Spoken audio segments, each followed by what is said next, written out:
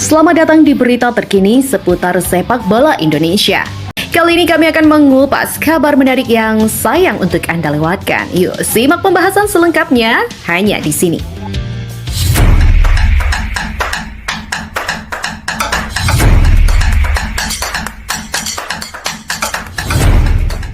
Dalam lanjutan kualifikasi Piala Dunia 2026 membuat sejumlah pegiat sepak bola bereaksi.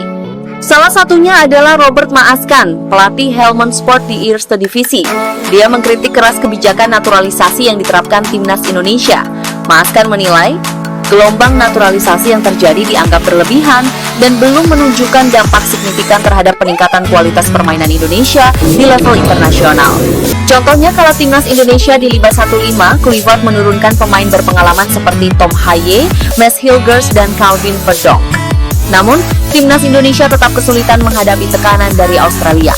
Hasil ini bahkan menjadi kekalahan terbesar Indonesia di kualifikasi Piala Dunia 2026, setelah sebelumnya juga takluk dengan skor serupa dari Irak pada November 2023. Australia mampu menunjukkan dominasi penuh di lapangan dan mengungkap perbedaan kualitas yang masih jauh antara kedua tim. Dalam podcast The Maaskan ini di kanal YouTube Sport News, Maaskan mempertanyakan strategi Kluivert yang terlalu bertumpu pada pemain naturalisasi. Sensasinya terlalu dibesar-besarkan, ujar Maaskan dikutip dari Sport News. Kita bahkan tidak mengenal tim ini dan hampir tidak pernah melihat mereka bermain.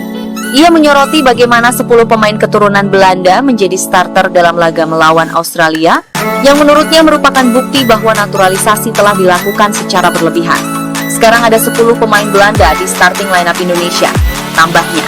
Namun, Australia yang sudah terbiasa bermain di Piala Dunia tetap terlalu kuat. Alasan pemain naturalisasi memilih timnas Indonesia, Maaskan juga menyoroti alasan utama para pemain keturunan Belanda memilih untuk membela timnas Indonesia. Menurutnya, sebagian besar dari mereka tidak akan memilih Indonesia jika memiliki kesempatan memperkuat timnas Belanda. Mari kita jujur saja, para pemain ini tidak akan memilih Indonesia jika mereka memiliki peluang bermain di tim nasional Belanda, tegasnya. Lebih lanjut, ia menilai bahwa meskipun beberapa pemain naturalisasi memiliki pengalaman di Eredivisie, mereka masih belum cukup kompetitif di level internasional.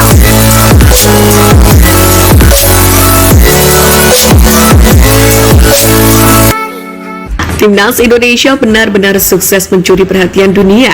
Dengan label tim underdog, nyatanya hingga kini Merah Putih masih mampu bersaing untuk memperebutkan peluang melaju ke Piala Dunia 2026. Pada pertandingan melawan Bahrain kemarin, Indonesia pun berhasil mengamankan 3 poinnya. Dalam kemenangan ini, banyak pemain menonjol yang menjadi sorotan. Tak terkecuali pemain debutan Joy Palupesi. Bahkan klub Liga Belgia, SK Lommel pun juga turut bergembira menyambut debutnya bersama timnas Indonesia. Sebagai informasi, SK Lommel sendiri merupakan salah satu klub dalam jaringan City Football Group atau CFG yang memiliki 13 klub di seluruh dunia. CFG juga merupakan konsorsium sepak bola milik Khaldoon Al-Mubarak dan juga Sheikh Mansour yang juga bos Manchester City. Dengan kata lain, Palupesi kini bermain untuk klub yang bersaudara dengan Manchester City. Seperti yang dijelaskan di atas, gelandang kelahiran Belanda itu baru saja menjalani debut meyakinkan bersama dengan timnas Indonesia di kualifikasi Piala Dunia 2026.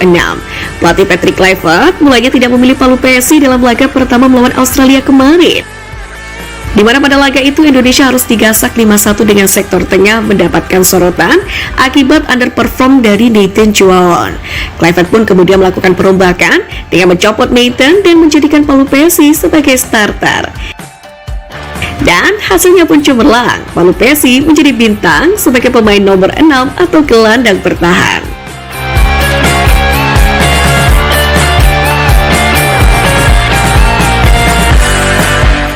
Duet antara Joy Palupesi dan Tom Haye pun nyatanya berhasil menciptakan lini tengah yang sangat kuat bagi timnas Indonesia. Meskipun ini adalah pertama kalinya mereka bermain bersama, tampaknya chemistry di antara mereka sudah terbentuk dengan baik. Haye tidak perlu terlalu banyak berlari naik turun, sehingga ia bisa lebih fokus untuk memberikan umpan-umpan berbahaya ke lini depan yang diisi oleh Ragnar Oratmangun, Marcelino, dan juga Oli Romani. Joy Palupesi memang pemain bagus, intelijensi tinggi, skill oke, dan cepat beradaptasi. Dia membuat kerja Tom Haye lebih ringan dan bisa fokus sebagai pembagi bola. Demikianlah ungkap Haryanto menyoroti kontribusi Palupesi dalam permainan. Ia mengatakan kehadiran Joy Palupesi menjadi solusi lemahnya lini tengah timnas Indonesia selama ini. Duet itu pun dianggapnya harus lebih dimatangkan lagi, atau keduanya lebih banyak diskusi untuk pertandingan berikutnya jelang lawan Cina dan juga Jepang. Dalam hal ini, kolaborasi Tom Haye dan Palupesi saat timnas Indonesia menggulung timnas Bahrain 1-0 mengingatkan warganet pada Haryanto kala duet dengan Kuncoro, yakni di Arema dan Persik 20 tahun lalu. Ex-kapten tim Persik itu pun masih ingat bagaimana dirinya sebagai junior dididik oleh Kuncoro tentang bagaimana bermain sebagai gelandang yang tangguh. Selain karakter Spartan, menurut Haryanto, seniornya yang kini jadi asisten pelatih Arema FC itu mengajarkannya teknik menjaga lawan, merebut bola, hingga membantu bertahan dan menyerang. Maka tak heran bila keduanya sempat bermain bersama di Arema, Persija, dan Persik. Pemain yang ikut mempersembahkan 2 gelar juara Liga Indonesia untuk Persik ini pun mengamati tandem Haye Palupesi sangat harmonis. Bahkan pasangan ini menjadi duet terbaik yang dimiliki timnas Indonesia hingga putaran ketiga kualifikasi Piala Dunia 2026.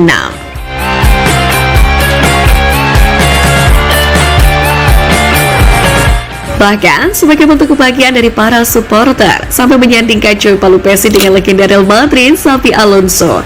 Hal itu tak terlepas karena keduanya memiliki sejumlah kemiripan, mulai dari posisi hingga nomor punggung yang dikenakannya.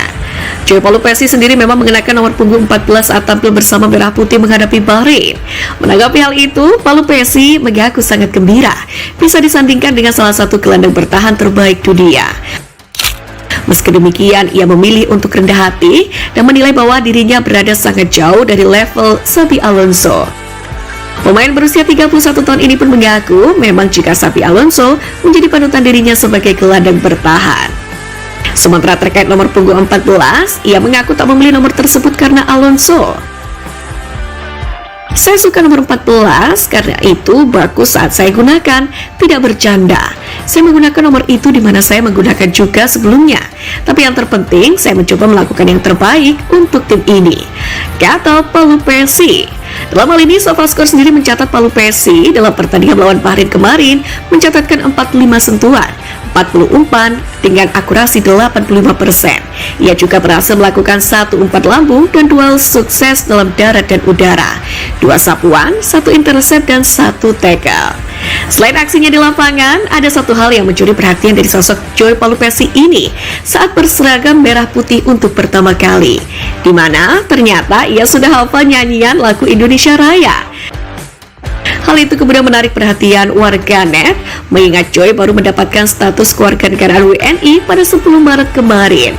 Proses naturalisasi sang pemain pun terbilang cepat, dan tak disangka ia sudah hafal lagu kebangsaan Indonesia Raya. Banyak fans di tanah air pun akhirnya mempertanyakan mengapa Kluivert baru memainkan Joy Palupesi di laga kedua melawan Bahrain. Sedangkan saat Indonesia dihajar Australia, ia hanya menjadi pengisi bangku cadangan tim nasional.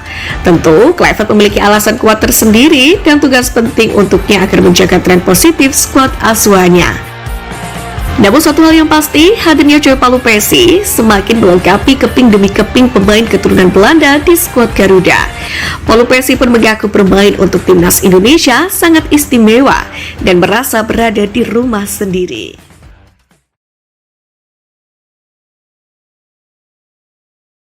PSSI belum akan berhenti mendatangkan pemain keturunan sebagai langkah akselerasi peningkatan kualitas timnas Indonesia. Pada awal Maret 2025, PSSI berhasil menaturalisasi 3 pemain sekaligus, yakni Emil Audero, Dane James, dan juga Joy Palupesi. Namun, seperti yang diungkapkan di atas, Emil Audero dan kawan-kawan bukanlah yang terakhir dinaturalisasi. Masih ada nama lain yang disinyalir masih didekati PSSI untuk dinaturalisasi menjadi WNI. Sebanyak 5 nama yang dimaksud adalah Miliano Jonathan, swinger kanan FC Utrecht, Jason Seal dari back tengah dari Sunderland, Pascal Sol back tengah dari Leeds United, Tristan Goyer fullback kanan atau back tengah Ajax Amsterdam, dan juga Hayden Oosterwolde fullback kiri dari Fenerbahce. Media Belanda Football Premier menggambarkan dan mengabarkan PSSI sudah menjalin kontak dengan Tristan Goyer. PSSI telah menghubungi Tristan Goyer. Football Premier melaporkan negara Asia itu berharap dapat meyakinkan pemain Ajax yang tengah dipinjamkan ke PSV Zwolle musim ini untuk bermain bersama timnas Indonesia asuhan Patrick Kluivert. Sementara ayah Miliano Jonathan, Dennis Jonathan, sudah berkunjung ke Indonesia pekan lalu. Anggota Exco PSSI Arya Sinulinga telah menanggapi rumor PSSI mendekati Tristan Goyer dan Miliano Jonathan yang mengatakan belum ada dokumen naturalisasi dari kedua nama di atas yang diproses PSSI. Lalu bagaimana dengan Pascal Struijk dan juga Hayden Oosterwolde? Ya, petinggi media Belanda Football Premier yakni Danny van Laar juga pernah mengatakan Pascal Struijk diizinkan untuk memperkuat skuad Garuda. Dan seseorang yang tidak banyak disebutkan yaitu Pascal diizinkan bermain untuk Indonesia. Dia adalah pemain yang luar biasa, kata Danny van Laar. Sementara untuk Hayden Oosterwolde, asisten pelatih timnas Indonesia Alex Pastoor, kabarnya sudah berangkat ke Turki pada medio Februari 2025.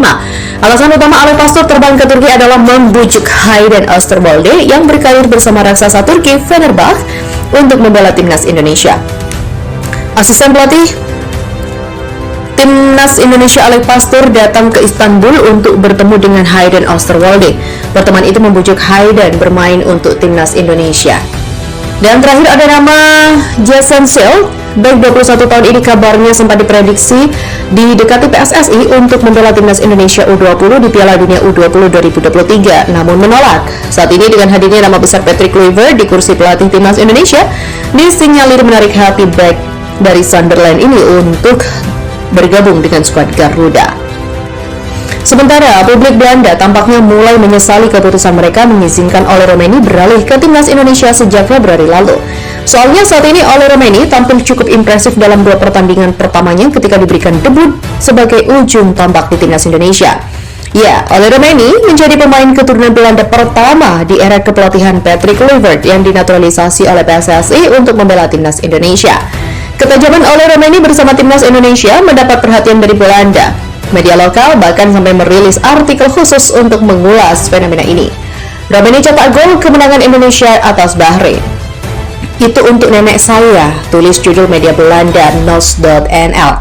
Dalam isi artikelnya, media kenamaan Belanda itu sepertinya menyesal karena negaranya justru memberikan restu terhadap Ole Roemeny untuk berjuang dengan timnas Indonesia.